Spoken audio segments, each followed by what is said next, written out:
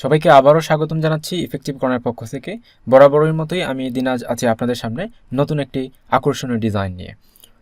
বিশেষ করে গত টিউটোরিয়ালে আমি দেখিয়েছি একটি লেটার হেডে আমাদের হ্যান্ড রিটেন সিগনেচার কিভাবে ব্যবহার করব। এটা নিয়ে আমাকে অনেকেই জিজ্ঞেস করেছেন কিভাবে এটা করতে হয়।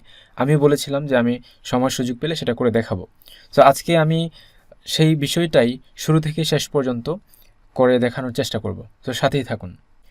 এজন্য আপনাকে যে প্রথমে কাজটি করতে হবে তা হলো একটা সাদা কাগজে আপনি একটা সিগনেচার রেডি করে মোবাইল ফোন অথবা যে কোনো ভালো ক্যামেরা দিয়ে ফটো তুলবেন, যাতে করে আপনার এখানে সিগনেচারটা স্পষ্ট থাকে। সো ধরে নিলাম আপনি সেটা কালেকশন করেছেন এবং আমি এখানে আপনাদের দেখার সুবিধাতে বলে দিচ্ছি যে এটা কিন্তু কোয়ালিটি সম্পন্ন নয়, এতটা ফেটে যাচ্ছে জুম করলে, অর্থাৎ এটাকে বলা হয় রেস্টোরাইজ ফাইল। সো আমার উদ্দেশ্য হচ্ছে আজকে একটু কোয়ালিটি সম্পন্ন ফাইল তৈরি করা। সেই উদ্দেশ্য কেন? কারণ হলো আমরা যদি গুণগত মান ডিজাইনের ভালো চাই তাহলে অবশ্যই ডিজাইনের যে অবজেক্টগুলো থাকবে সেগুলো যেন কোয়ালিটি সম্পন্ন থাকে। যেমন এটা আমি কোথায় কোথায় ব্যবহার করতে পারি।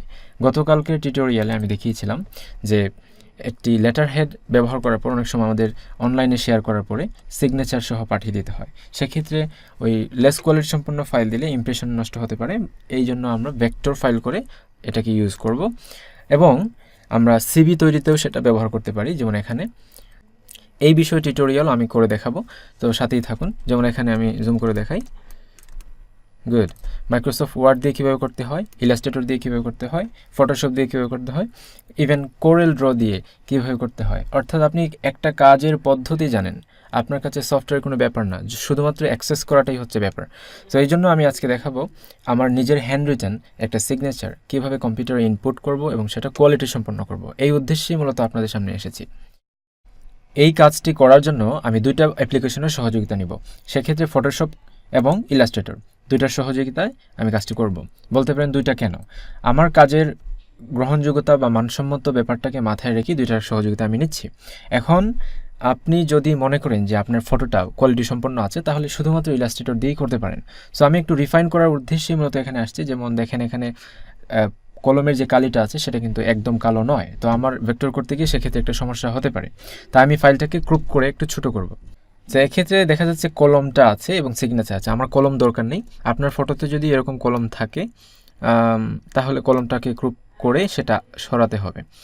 আবার ডেট লিখেছি আমি, ডেট লিখতেও পারেন, চাইলে নাও লিখতে পারেন, এটা আপনার একান্ত ব্যক্তিগত ব্যাপার। সো আমি এখানে এতটা গুরুত্বপূর্ণ ব্যাপার লক্ষ্য করছি না। চাইলে আমরা এটা মুছেও দিতে পারি, আবার রাখতেও পারি। এখন আমার কাজের সুবিধার্থে এটাকে ব্ল্যাক অ্যান্ড হোয়াইট করব, তারপরে একটু লেভেলসে গিয়ে কালার কারেকশন করে এটাকে একদম ব্ল্যাক বানিয়ে দেওয়ার চেষ্টা করব, যাতে করে আমার পরবর্তীতে ভেক্টর হওয়ার পরে সেটা একদম কালো কালারেই আসে। কিন্তু দেখেন, মানে যতটুকু পারা যায় আমি কালার কারেকশন করে আপনাদের দেখানোর সুবিধার্থে। যত সময় নিয়ে কাজটা করবেন আপনাদের কাজটা তত বেশি স্মুথ হবে। তো আমার কাজ আপাতত ধরে নিলাম শেষ, তাই আমি সেভ করব। অবশ্যই জেপিজি ফর্মে আছে, ফটোশপ থেকে জেপিজি ফরম্যাটে আমি সেভ করব এবং সিগনেচার আমি দিয়ে দিই তাইলে ফাইনাল সিগনেচার, ফাইনাল। ওকে, গ্রেট। এখন আমরা যাব এই জেপিজি ফাইলটাকে নিয়ে ইলাস্ট্রেটরে।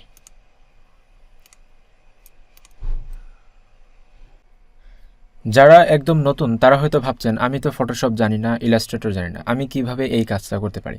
আমি তাদের উদ্দেশ্যে একটা কথা বলবো, এত বেশি এক্সপার্ট হতে হবে না এই কাজটা করার জন্য। ন্যূনতম যোগ্যতা থাকলেই হবে। শুধুমাত্র এই অ্যাপ্লিকেশনটা অ্যাক্সেস করার যদি আপনার যোগ্যতা থাকে তাহলে আমি বলবো এই কাজটা আপনার জন্য যথেষ্ট।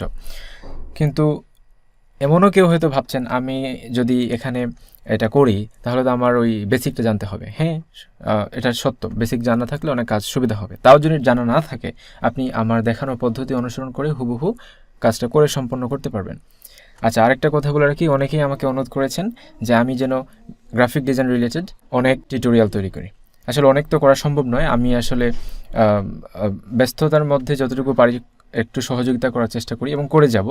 তো সবার কথা মাথায় রেখে আমি ভেবেছি যে এখন থেকে রেগুলার হব, যে ধারাবাহিক কোনো টিউটোরিয়াল নিয়ে আসা যায় কিনা। মাইক্রোসফট ওয়ার্ড, তারপরে ফটোশপ, ইলাস্ট্রেটর, কোরেল ড্র, এই চারটা সফটওয়্যার দিয়ে কীভাবে গ্রাফিক ডিজাইন করা যায় কম্বিনেশন করে আমি সেখানে বেসিক থেকে অ্যাডভান্স বিষয়গুলো ধাপে ধাপে দেখানোর চেষ্টা করবো, সো সাথেই থাকুন। যাক, আরেকটা কথা এখানে বলে রাখি, আমি বলেছিলাম এই ফাইলটা আসলে রেস্টোরাইজ কোয়ালিটি সম্পূর্ণ নয়। দেখুন আমি আপনাদেরকে প্রমাণ দিচ্ছি, ফেটে যাচ্ছে। সো আমরা এটাকে ভেক্টর করব, এই জন্য এটাকে রাখছি আপনাদের বোঝানোর সুবিধার্থে। তো এখানে এটা রাখলাম রেস্টোরাইজ, এটা হলো ভেক্টর। তো এক্ষেত্রে আমি ভেক্টর কীভাবে করতে পারি? Very simple. ফটো সিলেক্ট থাকা অবস্থায় এখানে ইমেজ ট্রেস অ্যাক্টিভ হয়েছে, হওয়ার পরে একটু অপেক্ষা করলাম, তারপর আসলে এক্সপ্যান্ড, এটাতে ক্লিক করলাম, ভেক্টরের হওয়ার কাজ সমাপ্ত। আমি আনগ্রুপ করলাম, এখানে কালো এবং সাদা দুইটা। তো আমি চাচ্ছি না, আমি চাচ্ছি যে শুধুমাত্র সিগনেচারটা থাকবে, তাই আমি ডিলিট করে দিলাম। তারপর একটু জুম করে আমি ওয়াইজ আমার দরকার নাই, এটা খালি থাকবে, তারপর এটাও খালি থাকবে, একে একে ডিলিট করে দিচ্ছি। কীভাবে ডিলিট করলাম? আমি সিলেক্ট করছি মাউসের লেফট বাটন দিয়ে, তারপর ডিলিট প্রেস করছি কিবোর্ড থেকে, সহজ। তো এখানে গ্যাপ আছে, গ্যাপ মুছে দিব, এখানেও গ্যাপ আছে, গ্যাপ মুছে দেবো। আরও যে ছোটো ছোটো গ্যাপ আছে সেগুলো না হয় আমি রেখেই দিলাম। তো তারপর সাদা কেন থাকবে, সেটা তো একটা সমস্যা, এই জন্য পাথফাইন্ডারে গিয়ে সবগুলোকে ইউনাইট করে দিলাম, সাদাটা কালোতে রূপান্তরিত হলো, সহজ কথা। এবার আমি এটা সাদা ব্যাকগ্রাউন্ডে নিয়ে আপনাদেরকে তফাৎটা বোঝানোর চেষ্টা করব। এটা হলো ভেক্টরাইজ নাকি রেস্টোরাইজ? অবশ্যই রেস্টোরাইজ। পাশেই দেখেন ভেক্টর করা ফাইল, যতই বড় করি না কেন সেটা ফেটে যাচ্ছে না, এবং অনেক কোয়ালিটি সম্পন্ন একটা ফাইল। আরেকটা কথা বলে রাখি, এখানে দেখা যাচ্ছে অনেক শার্পেন আছে, তো আপনি চাইলে পেন টুল দিয়ে এটাকে ঠিকঠাক করে দিতে পারেন। আমি একটু করে দেখাচ্ছি, সময় নিয়ে কাজ করলে আপনার কাজটাও স্মুথ হবে। যেমন দেখেন এটা হয়ে গেল। সো একটু নিখুঁতভাবে করার জন্য আপনাকে তো সময় ব্যয় করতেই হবে। তাড়াহুড়োর জিনিস আমি গতকালকেও বলেছি কখনোই ভালো হয় না। আপনাদের টিউটোরিয়ালটা অনেক বড় যাতে না হয় সেই কথা মাথায় রেখেই মূলত আমি এখানে দ্রুত করে দেখানোর চেষ্টা করছি, কারণ যত বেশি সময় লাগবে তত বেশি বোর হবেন আপনারা। আমার কথা এমনিতেই অনেকের কাছে বোরিং লাগে হয়তো বা। আচ্ছা যাক, ডেট আসলে রাখবো কি না সেটা নিয়ে অনেকের প্রশ্ন ছিল। তো বিষয়টা হলো এরকম, সিগনেচারে যে আমরা ডেট ব্যবহার করি সেটা তো চেঞ্জেবল, অলওয়েজ তো আর সেম ডেট হবে না, এই কারণে আমরা এটা ডিলিট করে দিব। পরবর্তীতে আমরা এখানে আমাদের ফন্ট ব্যবহার করে এখন আমি একটা একটা করে ডিলিট করছি, এটার তো কোনো মানে হয় না। তো যারা ডিজাইন করেন তারা কাজের গতিশীলতার জন্য এইভাবে সিলেক্ট করেন, ড্রাগ করে, তারপর শিফট প্রেস করে একটা একটা করে সবগুলো একসাথে সিলেক্ট করে তারপর ডিলিট প্রেস করলে সব একসাথে ডিলিট হয়ে যাচ্ছে। কাজের গতিশীলতা অবশ্যই আমাদের মাথায় রাখতে হবে, কাজের প্রয়োজনে সেটা শেখা হয়ে যাবে। তো এখন আমি এই সিগনেচারটা ব্যবহার করব বিভিন্ন জায়গায়, যে কোনো সময়, যে কোনো প্রয়োজনে। আরেকটা কথা, যদি আমাদের ডেটটা অ্যাড করতে হয় তাহলে অবশ্যই আমি এভাবে একটা প্রসেস দেখিয়ে দিচ্ছি। আমি টাইপ টুল নিয়ে ফন্ট সাইজ বড় ছোট করে এটা করে দেওয়ার চেষ্টা করলাম, কিন্তু এখানে তো হচ্ছে না। রোটেট করতে হবে, সবই দেখানো হবে টিউটোরিয়াল যদি আমি সামনে তৈরি করি। খুবই আশাবাদী যে করতে পারবো, হাতে একটু ব্যস্ততা আছে, ফ্রি হয়ে নেওয়ার পরেই করে ফেলবো ইনশাল্লাহ। তো সাথেই থাকুন।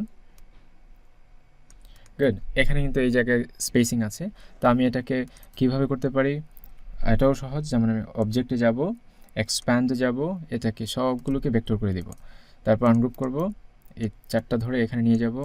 মনে করেন যে আমি হাত দিয়ে লিখছি, কম্পিউটার লিখলে তো একদম সোজা থাকে, সো হাত দিয়ে লিখলে তো অনেক সময় বাঁকা ঝোঁকা হয়। সো আমি এই ব্যাপারটা মাথায় রেখে একদম করলাম, এই ডটটা এখানে বসিয়ে দিলাম। গুড, সো কিছুটা তো হলো। যাক, আপনি সময় নিয়ে করলে আমি আগেও বলেছি বিষয়টা ভালো হবে। এখন তাহলে কী করণীয়? করণীয় হচ্ছে এটাকে আমি ভেক্টর হিসেবে রাখতে পারি, অথবা এক্সপোর্টে গিয়ে পিএনজি অথবা জেপিজি। তো আমি প্রেফার করি পিএনজি। পিএনজি হলে কি ব্যাকগ্রাউন্ড হোয়াইটটা থাকবে না, যে কোনো জায়গায় সে প্লেসড হবে। তো এটা একটু বুঝিয়ে দিই। যেমন এইখানে যে ফাইলটা, এটা হচ্ছে কালো, ওকে। আমি কালারটা চেঞ্জ করে আপনাদেরকে বোঝাই, কালো তো আসছে না, ওকে। কালোটা এখানে আমি মনে করি এই ধরনের একটু লাইট ব্লু আছে। এখন যদি আমি পুরো সিগনেচারটা নেই তাহলে দেখেন নিচে উপরে তুলে একটু, ব্যাকগ্রাউন্ড যে কালার আছে সেটার সাথে সে সুন্দর করে মিশে গেছে বা ম্যাচ করছে। বা যদি আমি এরকম করি যে সিগনেচারের সাথে ব্যাকগ্রাউন্ড, তাহলে কিন্তু একটা সমস্যা। তো এই জন্য আমি ট্রান্সপারেন্ট রাখছি পিএনজি করার জন্য। আমি যে কোনো জায়গায় ব্যবহার করতে পারবো, লাইট কালারের মধ্যে কালো যদি থাকে। ইভেন সিগনেচারটা আমি এখন তাইলে এক কালারে সাদাও করতে পারি। তো পিএনজি করার জন্য ভেরি সিম্পল, ফাইলে যাব, আমি আবার দেখাই, ফাইলে যাব, এক্সপোর্ট। ভার্সনের কারণে এটা এদিক সেদিক হতে পারে, তো আমি এটা আগেই ক্ষমা চেয়ে নিচ্ছি। আমার কাছে তো সব ভার্সন একসাথে দেখানো যাবে না, তো আমি সিসি 2017 ব্যবহার করছি। ডেস্কটপে সেভ হবে কি না বা অন্য কোথাও সেভ হবে কি না এখানে আমরা সেটা দেখিয়ে দিব, লোকেশন। তারপর ফরম্যাট কী হবে, পিএনজি 8 থাকলো, তারপর এক্সপোর্ট দিব, ফাইল সেভ হয়ে গেছে। ফাইলের নাম চাইলে আমি দিতে পারতাম, আমি দেইনি, সমস্যা নেই, এটা কোনো মেজর কাজ নয়, পরবর্তীতে নাম রিনেম করা যাবে। এই তো আমার পিএনজি হয়ে গেল। গুড, এটা কিন্তু ট্রান্সপারেন্ট। গুড। আচ্ছা, তাহলে এই হচ্ছে মূলত আমাদের কাজ। আরেকটা জিনিস আমি প্রথমে বলেছিলাম দেখাবো, যে এই পদ্ধতিকে কাজে লাগিয়ে আমরা আরও কী কী প্রজেক্ট তৈরি করতে পারি, সেটা অনেক অসাধারণ। যেমন আমি অনেক দিন আগে একটা টি শার্ট তৈরি করেছিলাম, সেটা আমি এখানে ওপেন করে রেখেছি আপনাদের জন্য। একই পদ্ধতিতে আমি এই কাজটা করেছি, কিন্তু কথা হলো অনেক কাজ এভাবেই করতে দেখা যায়। এইটা শুধুমাত্র নমুনাস্বরূপ আপনাদেরকে দেখাচ্ছি, এর চেয়ে ভালো কাজ আপনারাও করতে পারেন যদি ভালো ডিজাইনার হন। সো আমি শুধু বোঝানোর চেষ্টা করছি যে একটা কাজ শুধু একটা কাজের জন্য নয়, এই কাজের যে ধারা, এই ধারাটাকে কাজে লাগিয়ে আমরা আরও অনেক অভিনব কাজ করতে পারি যদি আমাদের মস্তিষ্কটা ওই রকমভাবে কাজ করে, বা আমার ইচ্ছা শক্তি যদি ওইরকম কাজ করে, বা আমি নতুনত্বই নিয়ে আসাই একটা বৈশিষ্ট্য হচ্ছে গ্রাফিক ডিজাইনারদের কাজ। সেই জন্য আমি বলবো একটা কাজকে আপনি একভাবে না করে ভিন্নভাবে করার চেষ্টা করেন। এইগুলো একদিকের কথা, একটা কাজ ভিন্নভাবে করা।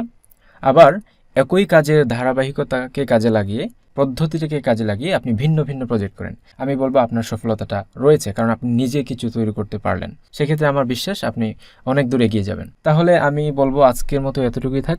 ভিডিও নিশ্চয়ই অনেক লম্বা হয়ে গেছে, সাথে থাকার জন্য এবং আমার বোরিং কথাগুলো শোনার জন্য অনেক ধন্যবাদ সবাইকে। আশা করি আবার দেখা হবে কোনো এক ভিডিও নিয়ে।